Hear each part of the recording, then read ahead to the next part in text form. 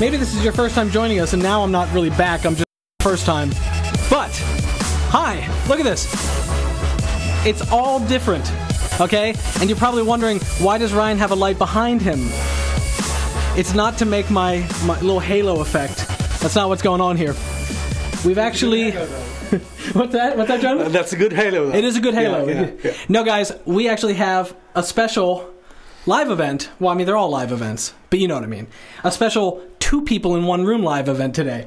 And it's pretty cool, so we're pretty excited about it. But first, a couple of the usual things. First of all, if this is your first Music Making Month event, then just let it be known if you want to ask a question, throw the word question in your question. All capital, question, and then and it helps me see it. And that's really all you need to know. And then if you want to go for the bonus points, you can send us your music. This is a cool thing we're doing if you're new to this, where the track I played at the beginning of this is a track from you guys. And since it's Music Making Month and it's about making music, we thought, well, let's play your music. So if you want to send us a tweet to like a SoundCloud link, you can tweet it with the hashtag MMMPropSongs, and I'll check it every day. Post it on our Facebook wall, which is facebook.com/propellerhead. Post it to me in a private message in our forum. That would be fine. Like, however you want to get it to me, I'll check out your music, and I pick from the submissions.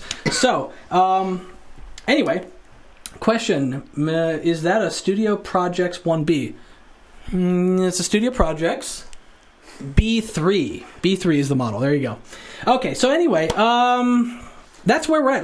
Let's get off me and onto the excitement part, which is we have a special guest in the studio today. His name is Jonas Löwenmark, and if you are in Europe, you know him. If you're in the States, he's like the Euro James Bernard's probably the way to describe him. Thank you very much. Thank you very much. So, let's bring him on. How you doing, Jonas? Hello, everyone. I'm doing great. How are you, Ryan? I am good. I hope you don't mind that I'm going to call you Jonas, even though it's Jonas. I'm sorry. That's fine. That's fine. It's my instinct, my pronunciation instinct. But anyway, so what are we doing here? Why are we here? Well, in this weird room? I'm very excited to be here. I'm going to show you guys some awesome stuff we're going to do with Neptune today, and we can do sort of a short before and after demonstration. We're actually going to take something that sounds like this. Ha, ha, ha. And pretty quick, in a matter of seconds, we're going to turn it into this.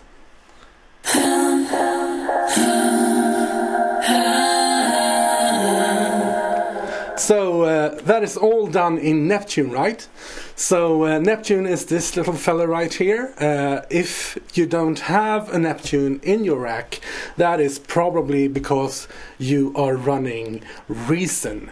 Neptune is a record device only, so this presentation will be sort of limited to record. Ryan, I say sort of because, you know, there's actually a way that you can have the same kind of effects in Reason as well. Yeah, it's actually just a matter of creating a combinator, having some synthesizer like the Subtractor, and you can hook that up to a vocoder device, and then you actually have to do quite a lot of tweaking to get the right sound going, and of course you have no audio input, so you have to use samples in Reason, but it can be still very cool, a very cool effect.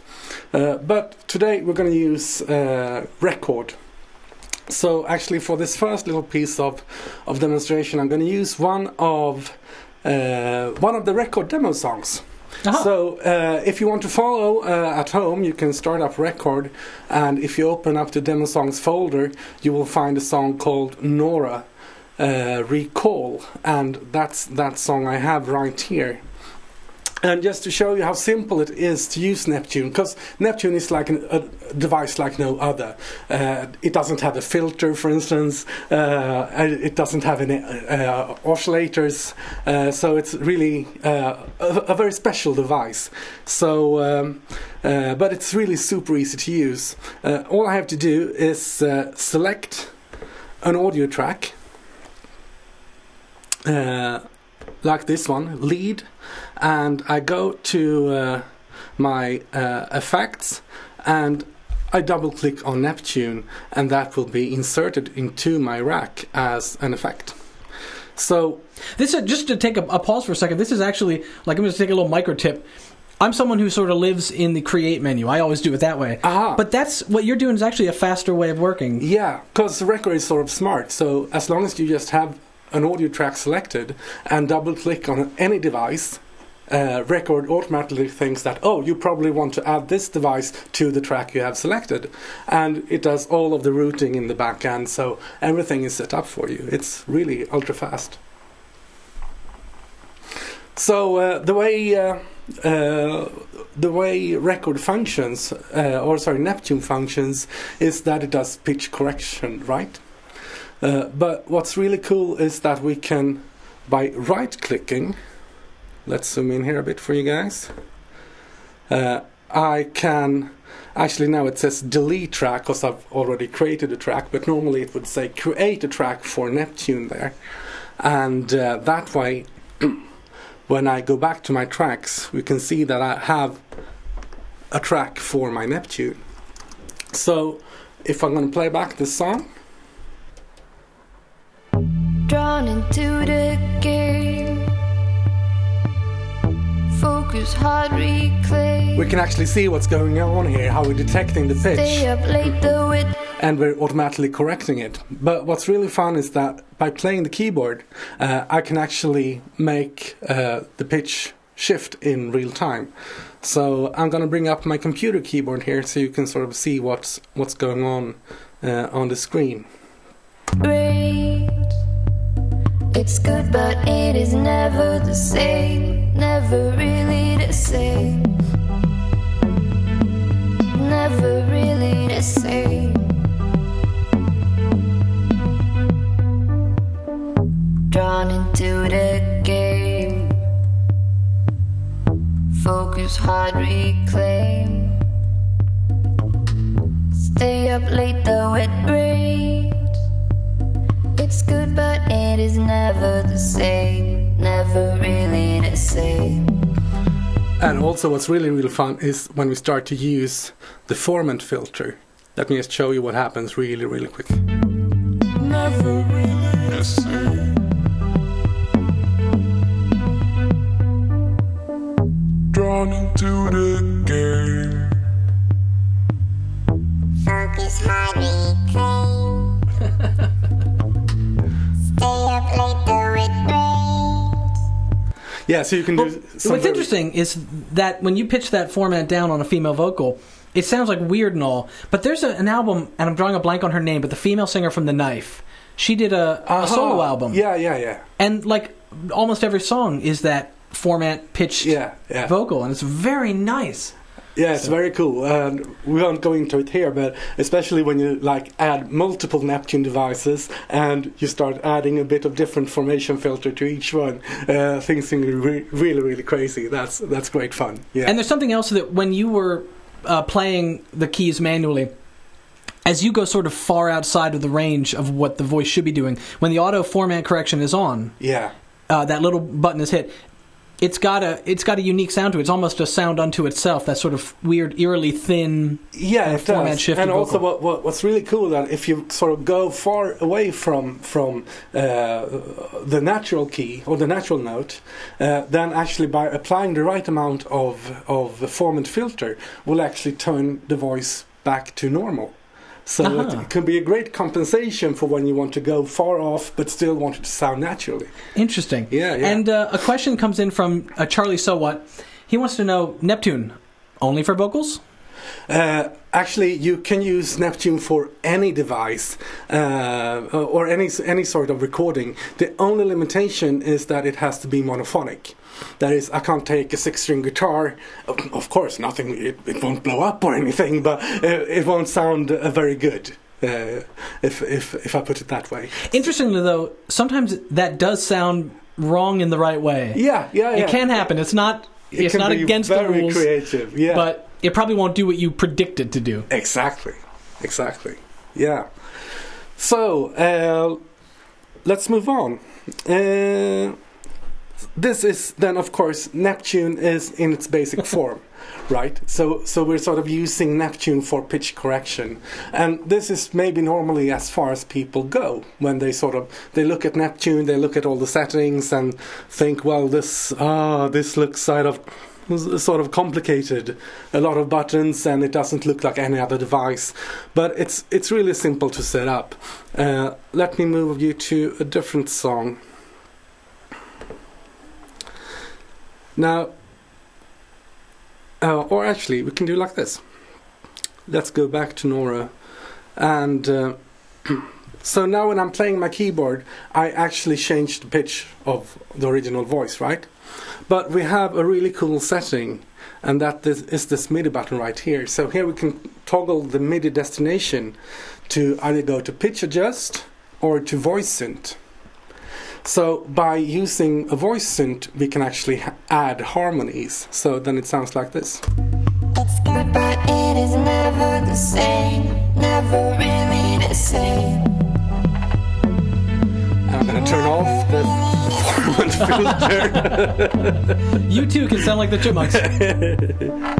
Drawn into the game. So you can add single notes, or you can add Focus hard, reclaim. complete chords. Stay up late though it rains. So yeah, that's really cool. We're gonna look a bit more at that, how to add harmonies to your songs, because it's not really very, very complicated. I'm just gonna move over to a different song here. Let's go here. Now, this is also something I think is so great with Neptune, because you don't actually have to be a very good singer. I mean, I produce music, I make music, but I hardly never sing on my own track. I get others to do that for me. But I mean, I know exactly where you're coming from. Well, that's yeah. I mean, I guess that's how most of us do, but not all. There are some really talented singers out there. But I find it strange. If you're a good singer, you're normally not so much into tweaking knobs. Then you just want to use your instruments. I think that's pretty funny. But still, though, that doesn't, of course, apply to all. Record artist. Oh, artist. Oh my God, am I dumb? Record artist. It was with an R. But anyway, record artist is suggesting he wants to hear you sing. Bust a note. Come on. Oh, okay. Okay, I'm gonna give you a sample. So. I made a song. It's kind of a short song. It actually only consists of 2 bars. Oh, I'm sorry. Actually, it's 2.5, because I have like a small drum intro. It sounds like this. We can actually mute that for now. So, yeah, here we go. The 2-bar song. Are you ready?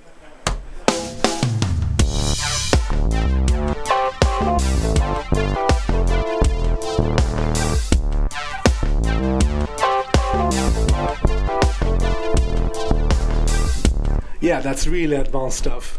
So now, here you go with my vocals. It actually sounds, as you can see, I had to do a bunch of takes before I ended up with this one, and it sounds really, really horrible. So let's just go right here. End of line.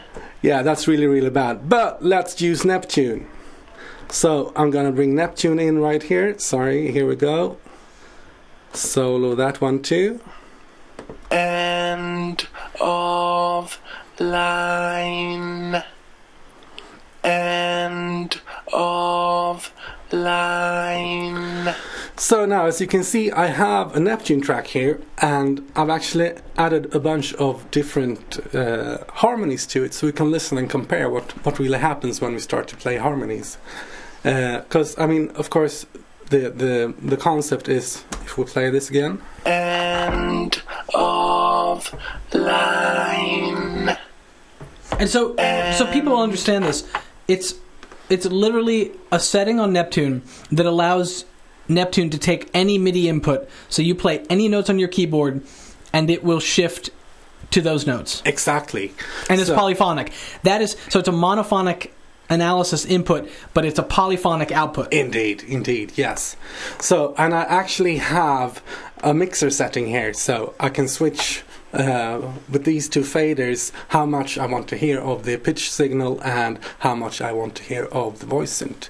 So we can actually, this is easier to hear if we play the music. I can turn this down, so now we don't hear it, but if I play my keys, line. I will hear stuff as I play. And now that's instant image and heap, right? Yeah, exactly. So yeah, this way we can add a bit of different harmonies to our song. And actually, I would like to quickly go to this other song and just show you. I mean, because normally people think like, okay, let's add harmonies. I'm going to do big Freddie Mercury style Queen harmonies to all of my songs. But you know, sometimes it's the small effect that can be really, really cool.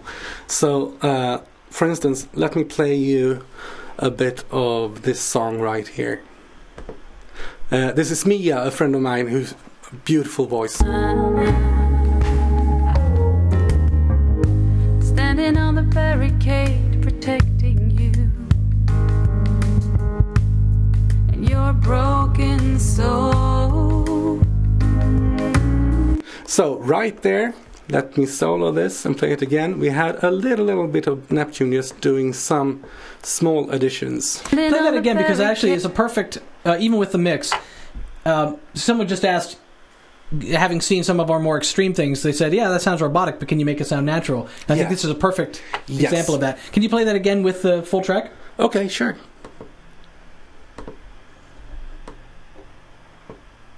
Standing on the barricade, protecting you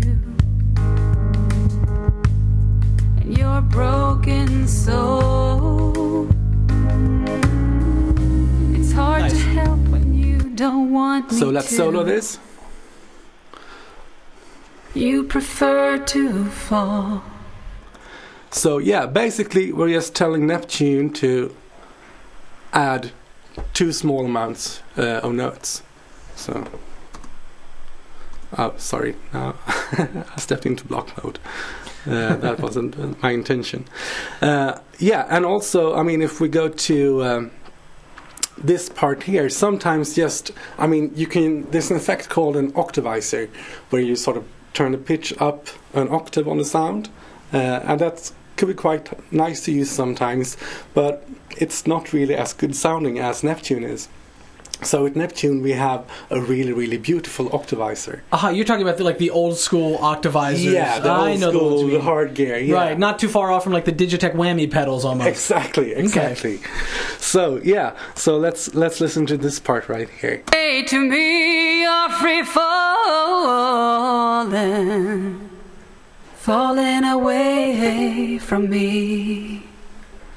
Now there you might hear some sort of artificial thing going on, right? Let's play that part again.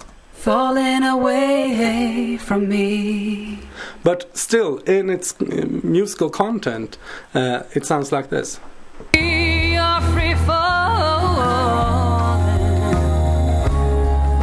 away from me. Huh, interesting.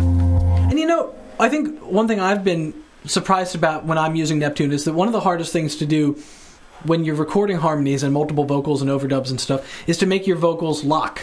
Yeah. Right? Yeah. And this is like, well, they lock. It's the same vocal. Yeah. So it totally locks. Yeah, I mean, I think it's just amazing to be able to do this with just the one recording. It's still only the lead singer coming into the studio, doing her thing, and then I can, in like no time at all, by just playing my keyboard, add these beautiful harmonies. So yeah, I think that's really, really cool. And also, I would like to share a different tip for you guys. If you go into the demo songs, you can find the Chaka Blackman song "Purple Ribbons." That's using a lot of Neptune stuff as well, and you can find some really crazy techniques for what you can do and how it sounds. That's also a great example of someone, at least for a few bars, not singing very well, but that still ended up as a take in the final song. Right. If you bypass all the Neptune stuff, it's a guy who is giving the take his all, and he's got this great sort of attitude to it. We have to listen, right? You know. Yeah. Let's check it out. Listen. Yeah. So if I remember correctly, it's at bar 41. Aha! You come prepared. No, I quite often use this part in my demos. This song, Purple Ribbons, actually is probably one of our most popular demo songs. People that have downloaded it to their iPod, they just like they like it like a single. It's not just a demo. You know? Very proud of that. I sort of was involved in making it. Yes, good. There Thank you you. go. Thank you. I did not know that. Good thing I didn't say it's the least popular. Yeah, exactly. Then I was out of here. So yeah, this is a really cool song. Let me play you. This is also basically just the one track. It sounds like this. All I want is purple ribbons and in my hair, in my hair. So yeah, and we just add some harmonies by playing Neptune to that. And we have a few synths going on as well, but yeah, it sounds like this. Hair.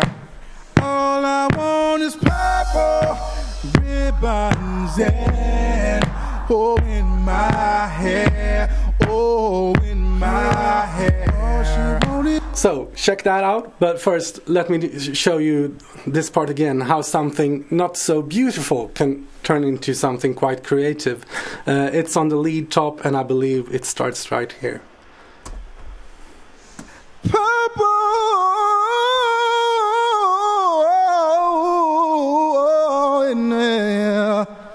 So, you know, if I was working in the studio and the singer come in and did that, I would say, like, what are you doing? But this is really fun because now we can actually use this kind of... I mean, it has a lot of feel to it. The feeling. Yeah, he has to hit every pitch very right. So, but now we use Neptune and we tweak it so we actually get this.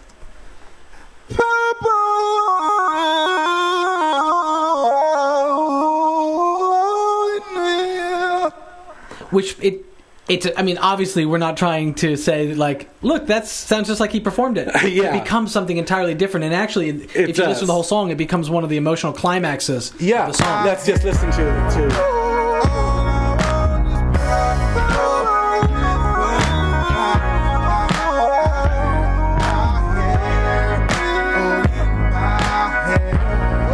Yeah, that's really cool. And it really is something, if you haven't done it before, to be able to play your vocals via a MIDI keyboard.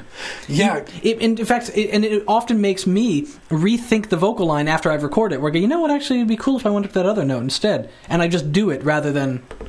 Exactly. And that was the way I was going when I was doing my 2-bar song. Because here we actually have the ability to record and play simultaneously. So I was able to sit and just play different harmonies and sing it as I was hearing the background. And I can actually start working with different articulations and different timings rather than focusing on the pitch. So that's why I sing so, especially on this take, so crappy, because I was so out of pitch, because I wasn't hearing my own voice. I was just hearing the chords, and I was focusing on getting the timing right. Yeah. So, yeah, okay. One more thing. We're going to go back to this song, Free Falling. Now, here we add stuff to the main vocal line, right? And that can be a good thing to do. I mean, normally you can get a lot of stuff out of that, but I find it that as a vocal line sort of start to move around a lot, or it gets very dynamic. The person sings very quiet and very strong. It doesn't sound so good when you multiply that over a lot of keys, right? So sometimes it's good to use a separate track and think this is going to be my choir track. So that's what we've done with this song. And if we go into a block here, I'm going to show you. Sorry, not that one. Actually, let's go to the full chorus. So here we have, I'm going to solo this track. So it sounds like this. Free falling, free falling. So it's one guy singing a simple melody, right? And we add some Neptune to it. Sorry, let's bring the one. Free falling, free falling. So that Beautiful. that gets really, really nice. And now you might wonder, how come it's only in the one speaker? That's because we have one more track, this time with the lead artist herself singing the same line, just to keep it simple. Free falling. And we add some Neptune to that as well. Free falling. Free falling. So when we combine these two, Free falling.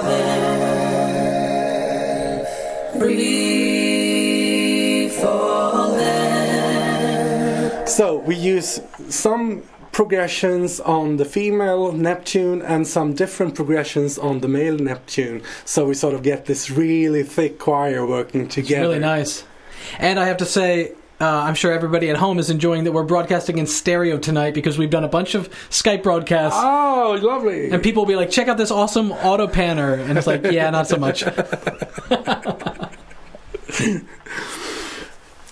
Yeah, so, and also, I mean,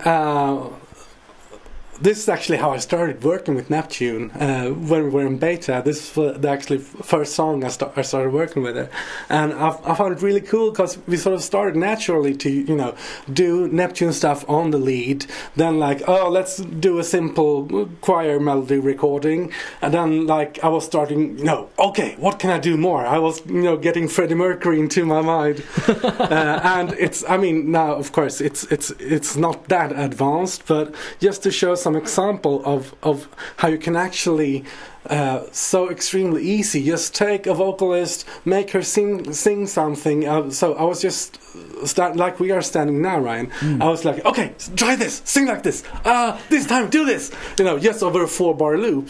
And then I had a bunch of different materials to just copy and paste from, Right. and I ended up with something like this.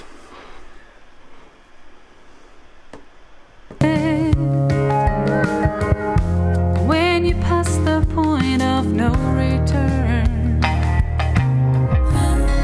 there's nothing left for me to mend, 'cause you will never ever learn. Now, quite many things going on in the mix right there, but if we solo that part.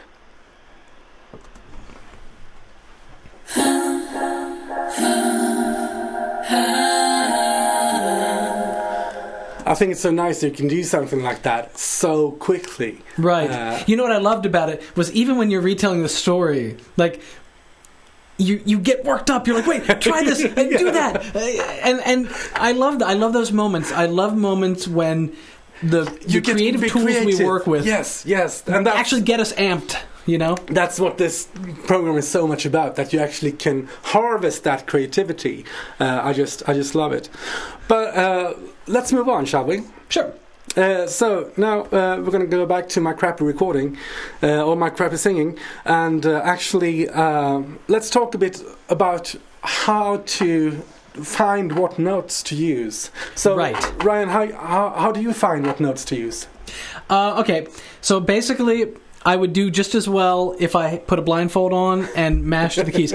I don't know.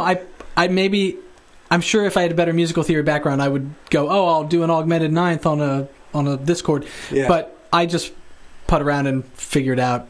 If it sounds good, I guess it's okay. That's a great way to do. I think that is the way you should do it, because the bottom line is that there are no rules.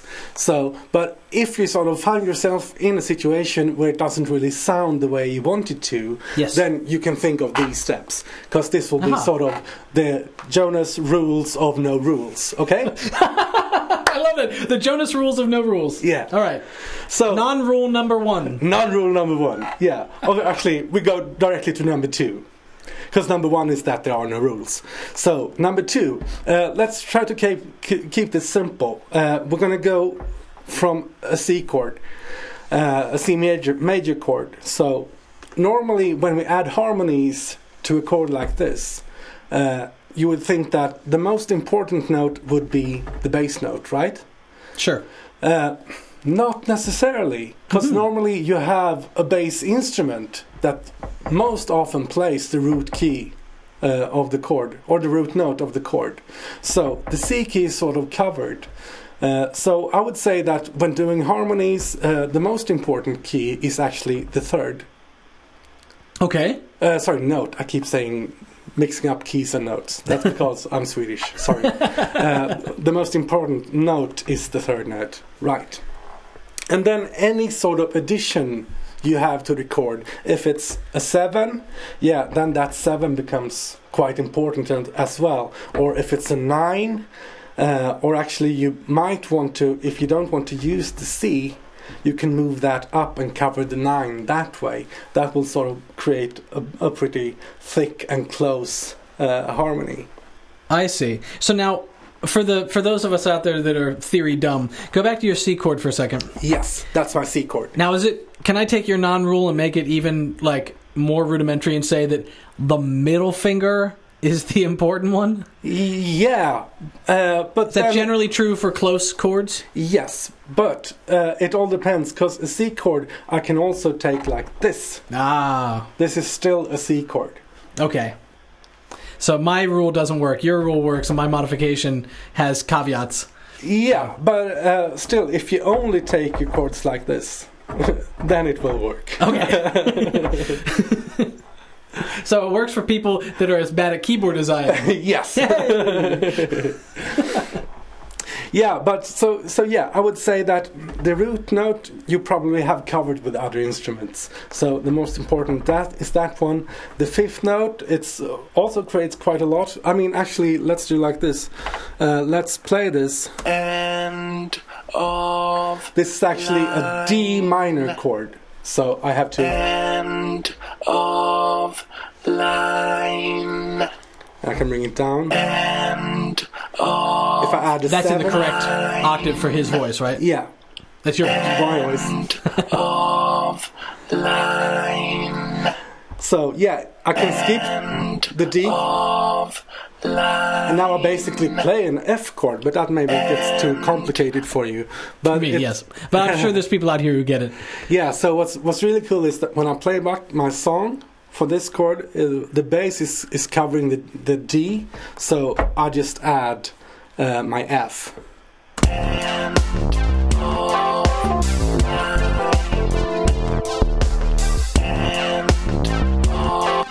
So that's rule number 1.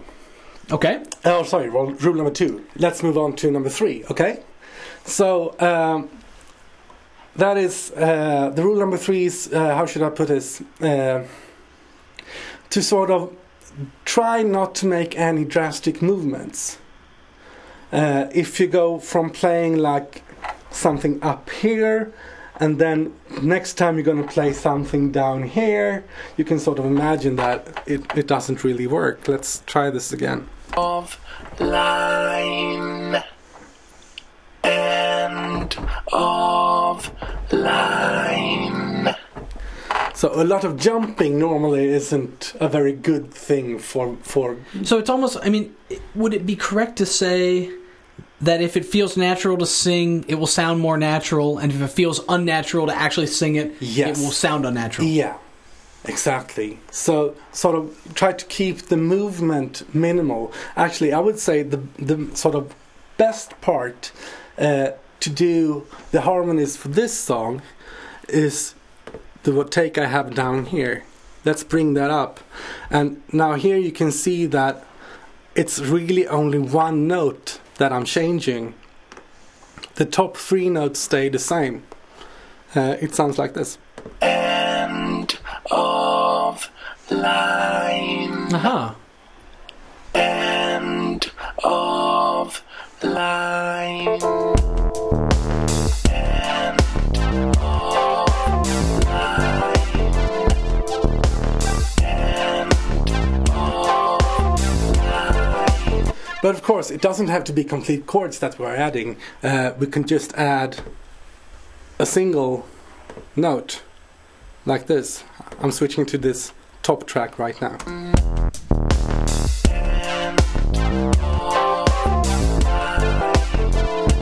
Maybe not Not very interesting, right? Let's add a second one.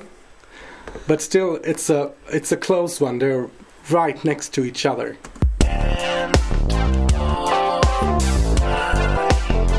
That's nice. Yeah.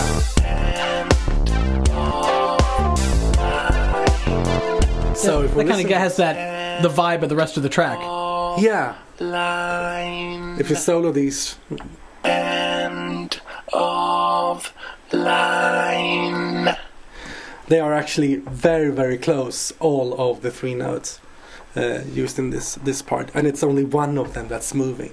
So yeah, try to keep movement as small and sort of natural as possible. Normally we would say that, I mean, if you're a singer in a choir, you hardly never find any part in a song that has a bigger jump than a fourth. Uh-huh. So normally, if you sing this note, the next note is within 4 steps I see. from that one. And you're yodeling otherwise. Yeah, of course. I mean, if you finish something and then you can start the next phrase on a different part, but in the same line, you sort of keep within the fourth. That's one of the rules of orchestrating, actually. Aha. And it's there for a reason, because it sounds more natural, especially when you have a lot of stems going against. And so each we're other. not even talking natural from a technology standpoint, but just what we're for What we're- 500 years we've been hearing that Yes. sort of. Yes, exactly. What we're used to listen to, indeed. So yeah, let's move on. Next part, I would say, avoid parallel movement. That Uh-huh. means if I'm playing a C chord and my next chord in the song is a D chord, moving all keys up to the D position will tend to make it sound unnatural. Uh-huh. So the better part would to actually play the C chord like that, and then maybe moving the D chord like that, because then we have different movement. Okay. And also, but I mean, it's sometimes you want that effect that, you know, everything moves along in the same direction. So again, there are no rules. But if you don't really get the right feel to it, especially when you start repeating, if you play C, E, G, A, and always move up, it Right. won't sound very natural. Right. Yeah. So I have a small example of that here as well, so we can listen to how that sounds. End of line. End of line. So they actually, everything moves along. And then I would say the next rule is don't overdo it. Don't add too many things. I mean, by just adding a bunch of notes. End of line. Okay. End.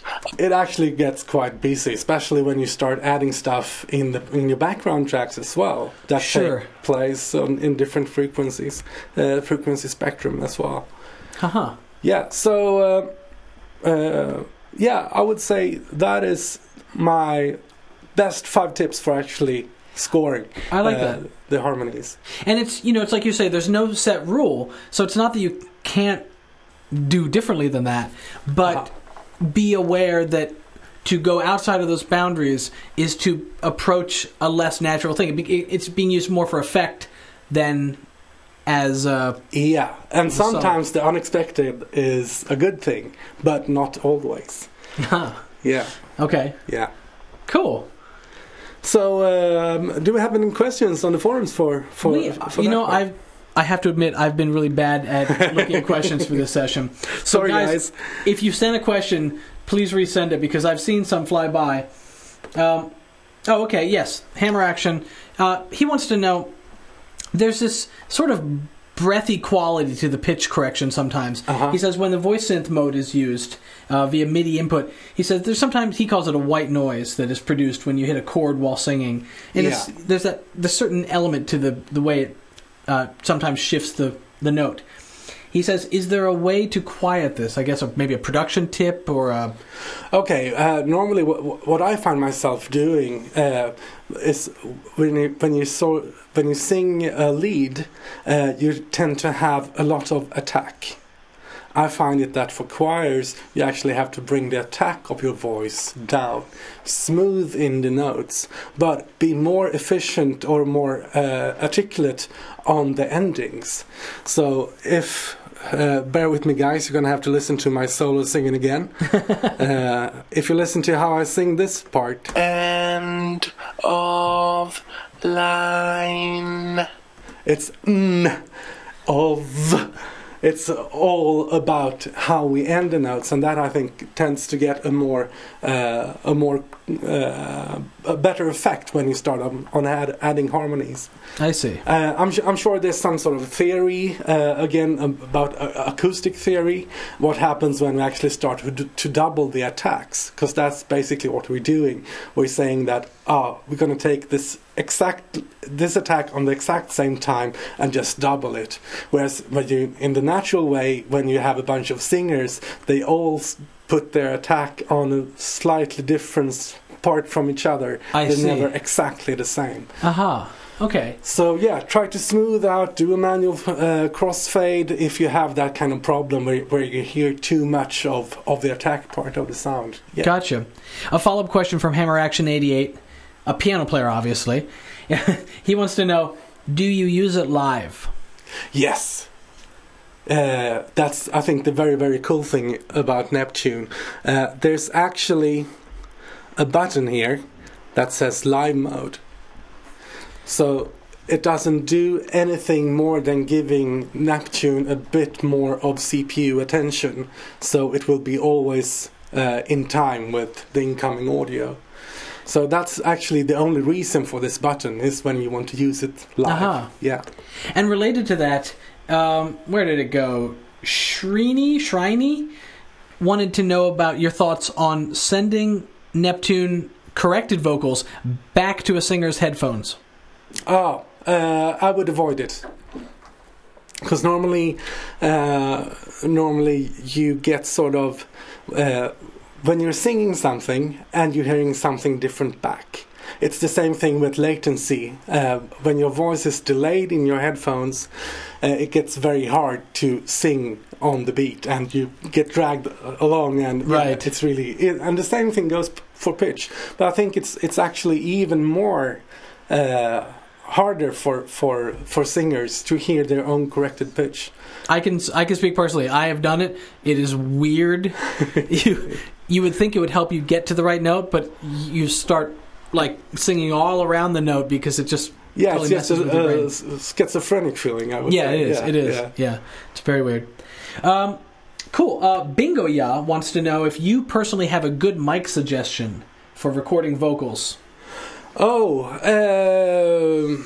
mean, I really love the old Newman U89 stuff.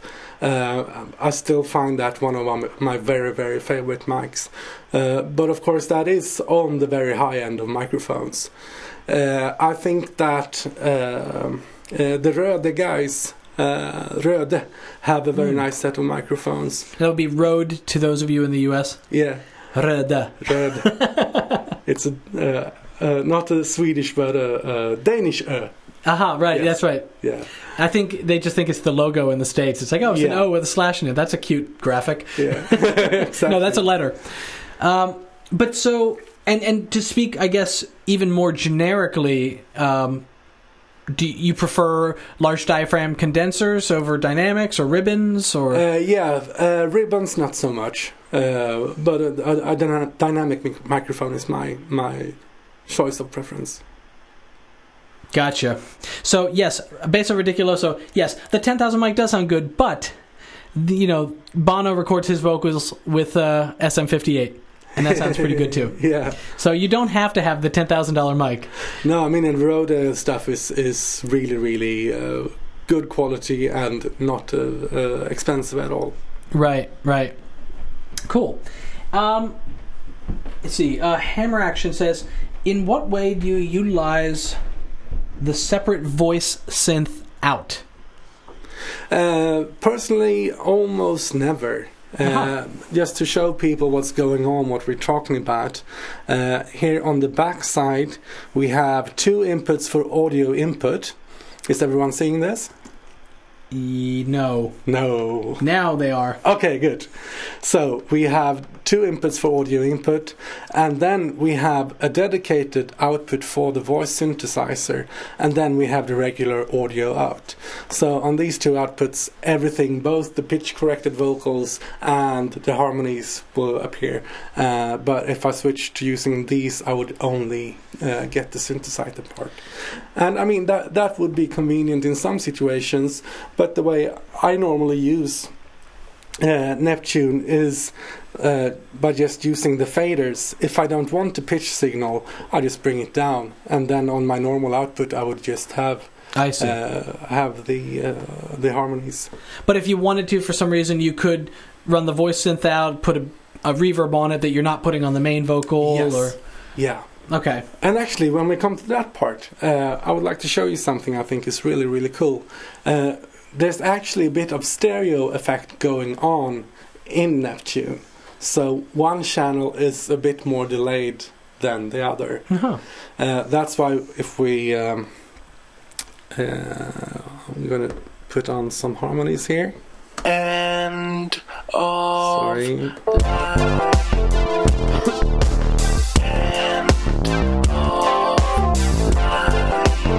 So we can sort of feel that there's some sort of stereo feel to the vocals when it's when the harmonies are playing. It's not dead in the center. And one thing to bring your harmonies up to stand out even more, that would be to enhance this stereo effect. And I would like to share that tip with you. Cool. Yeah. It's actually super, super easy. So here I have my vocal track, I have my Neptune as an insert effect.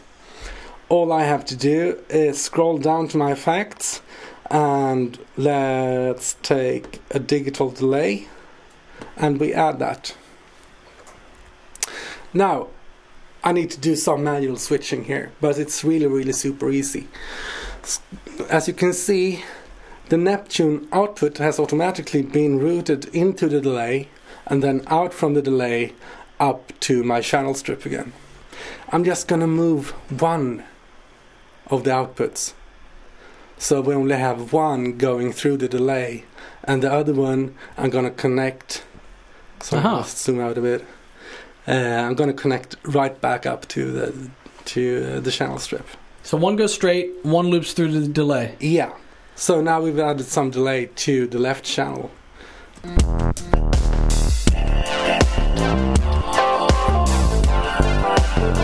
As you can hear, that is not the drastic effect we're going for.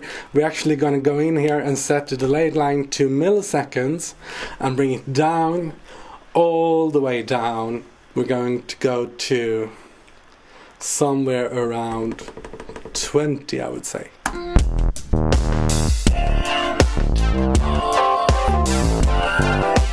Maybe even less.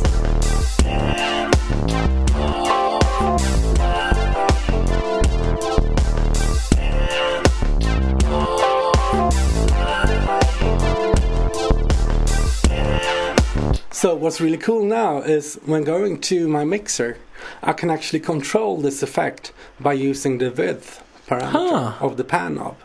So now that I haven't seen before. There's been a lot of talk about this Haas effect, it's called. Yeah. Which this is another variation on the Haas effect, which is just essentially a small delay between left and right and creates a stereo feel. But I've never seen anyone use the width knob to actually control how much. Yeah, so I'm actually going to bring that down a bit to maybe 15. And mixer, here we go.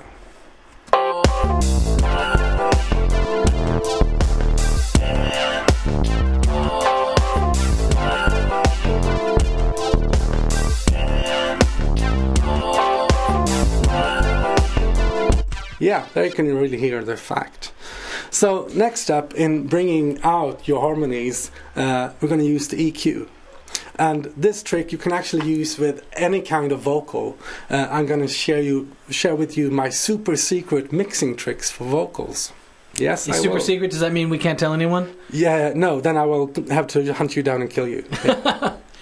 You know, this really is not the right forum for you to give away super secrets then. No, I'm just feeling generous today. But it's a really, really super effective way of controlling the vocals in your mix. You just go to the EQ. Red Walks says, we'll look away. Okay, good. And we have the kilohertz knob right here, okay? So I'm actually going to set this, going to set this to about 1.8 kilohertz. And then we have all of the control of the vocals by just adding some gain. Huh.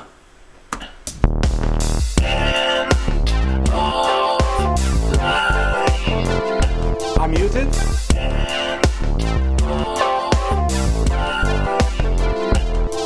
Hey now.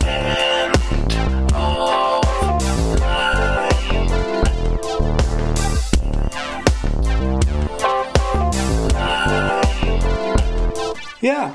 That is not one of those subtle, can you hear it kind of things. No, it's in your face. Yeah.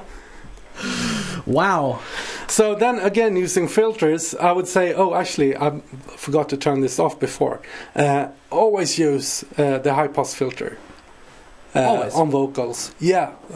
There's a lot of bass stuff going on in there that you really, really don't. They just make all your backing tracks sound really blurry. So...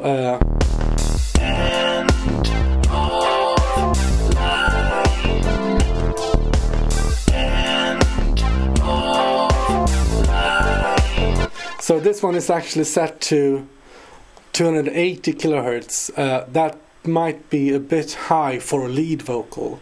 I would maybe keep it down at 150, but also to enhance the effect of the vocals, it's not always a matter of bringing something up in volume.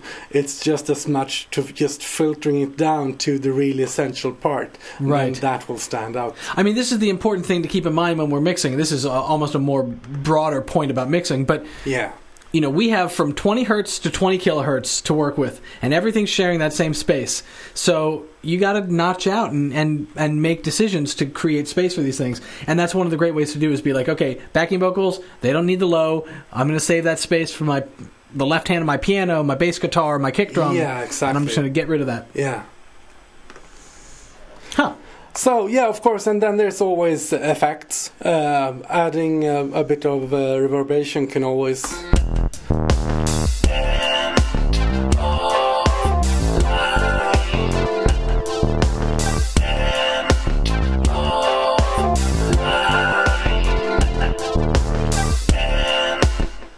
Yeah, and I think that is pretty much what I have to share for you Very today. nice. Yeah. Very nice. Yeah. There was a question. Yes. It was a really good question, too, from someone with the name Rhythm in their name. I'm drawing a blank. Rhythm Maker, I think it was called. I want to give him credit. He asked if you could demo, is it possible for you to do a live demo here of using the arpeggiator to arpeggiate a vocal? Oh, yeah, sure. Actually, I would like to switch over to the Shaka Blackman Purple Ribbons, because we actually do that in there. And this way also you can follow at home. Just load up the Shaka Blackman and I will show you. Bingo Ya is saying, that'd be tight. Yes, it is tight.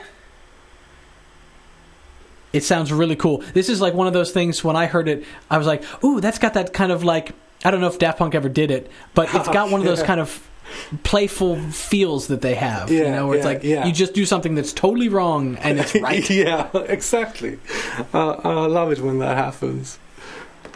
Yeah, because I remember when we did this song, it was actually here in the office about a year ago. We were going like, we should probably try to hook up the arpeggiator to Neptune as well.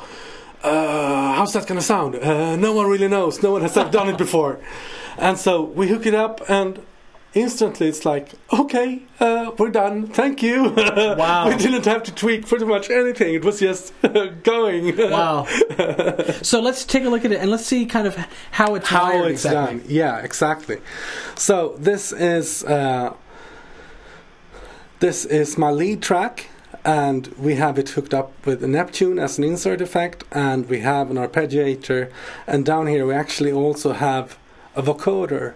Now you might ask, why do you have a vocoder and a Neptune effect? And the reason for that is that Neptune actually sounds so good. So sometimes you want to really dirty the sound and make it sound like a bad vocoder. And what effect better to use than the vocoder? So you can actually see, this is really cool, not many people know this. You can actually set the vocoder to equalizer mode. Right. So then it will function just as an equalizer, and when you pull the different bands, you will EQ that part out. This is something, if we just take a moment to kind of dwell on this for people that haven't picked up on that, there's that little knob from vocoder to equalizer mode, Right. and it basically turns what is labeled vocoder into a graphic equalizer. Yeah. And it can have up to 32 bands or more even of Yeah. graphic EQ if you want it. So all the way there. So, like, when you were a kid and you used to mess up your dad's stereo, and he was like, no, I had that set just right. Now you can do it to your own stuff. But it's a very powerful band-based EQ, which is actually quite useful. So. Yeah, it's very efficient. And this was also a joke here in the office, Yeah, everyone's going to be asking about this new Neptune and harmony device, because this is sort of the title song for Neptune. So we figured, let's bring out the first thing you hear shouldn't really be that good. And then in bar 9, then we're going to hit them. I think that's very funny. Yeah, so let's look what happens here. We actually have a bunch of CV hooked up on the back. So what we're doing is that we're sending, we play the arpeggiator, right? We play MIDI to the arpeggiator. The arpeggiator takes the MIDI I play and chop it up and send out different MIDI notes at different times. Okay, that's the function of the arpeggiator. And, what we do is that we take the different CV that the arpeggiator produces, and we send that up to let me zoom out of it. Here we go, up to Neptune. So it's basically just a matter of connecting these CVs to these CVs. Okay? Gotcha. And it sounds like this. Well, this, before you play it, will this auto wire, if you're one of those people who does the auto wire kind of thing, will it do that? No. It will not. Okay. I'm sorry to say. This is a manual wiring. Yeah. And if you want to find out how it's done, just go into this demo song and you will see. Sure, so you can open up the demo song and copy it. Yeah, sure. No problem.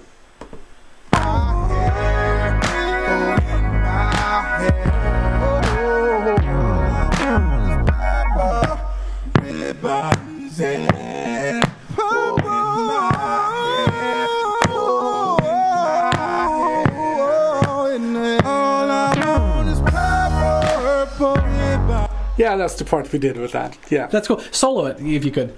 Of course. It's got such a low, neat little... braga, braga, braga, braga, braga. But cooler.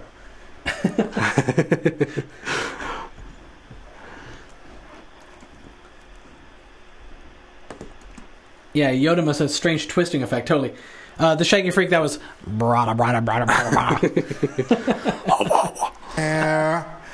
All I want is purple ribbons and in my hair, in my hair.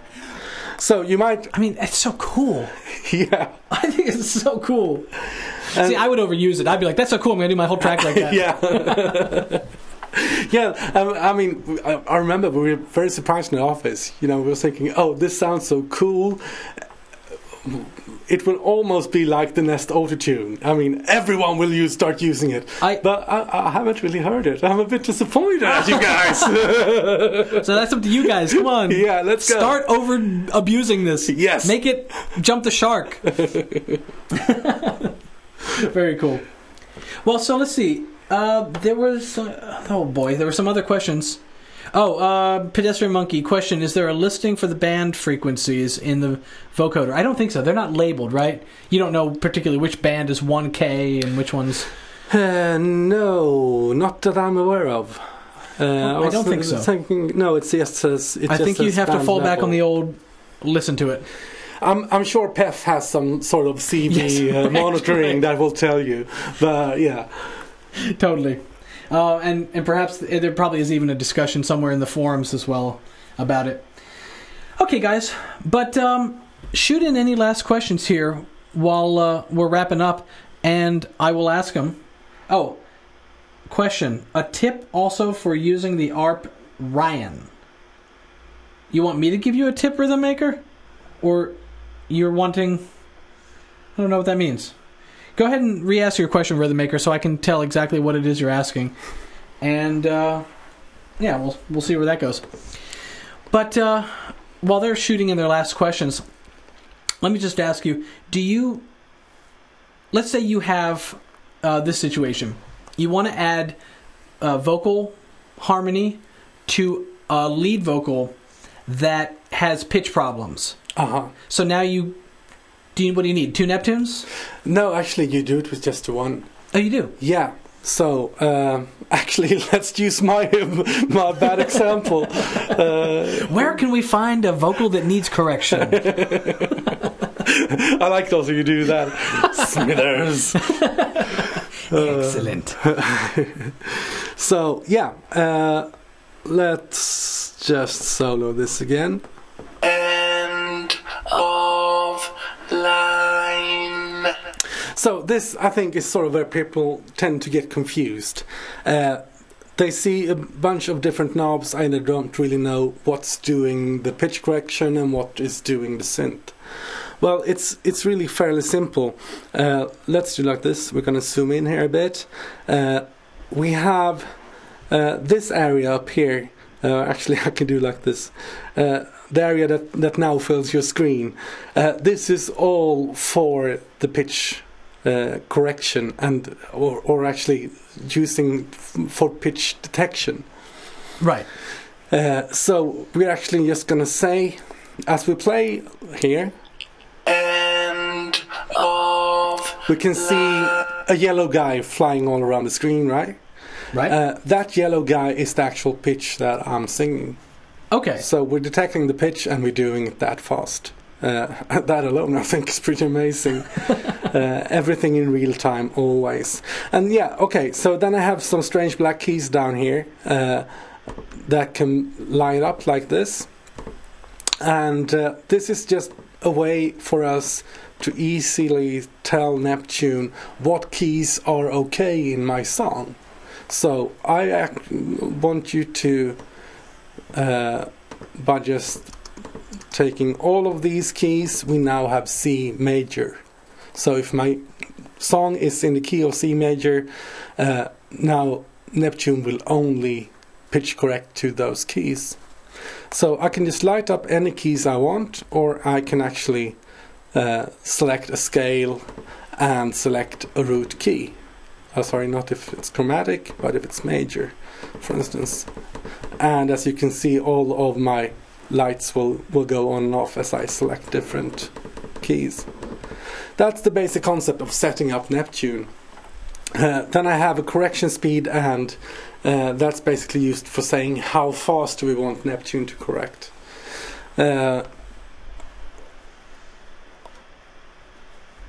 if we look at this part, we have the transpose that can be on or off, and then I will actually transpose whatever I'm singing.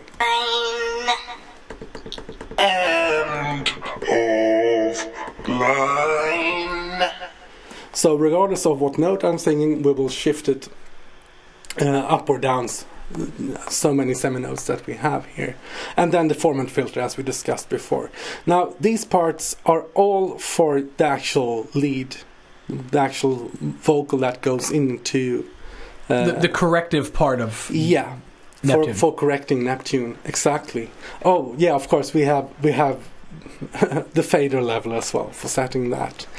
Then actually anything I play, so we have the MIDI designation here, right? So do I want to play the pitch or do I want to play the voice synth? That's basically the only setting I have. Just activate the voice synth, and then when you play, the voice synth will come out at whatever level you have fader set to. So to my original question, it will do the pitch correction and take input for the harmony. Yes, so everything will be done inside the same device. Gotcha. So the pitch detection is basically set up and forget. Unless if you want to play it, or do drastic changes, then you set pitch adjust, MIDI to pitch adjust, and you play it.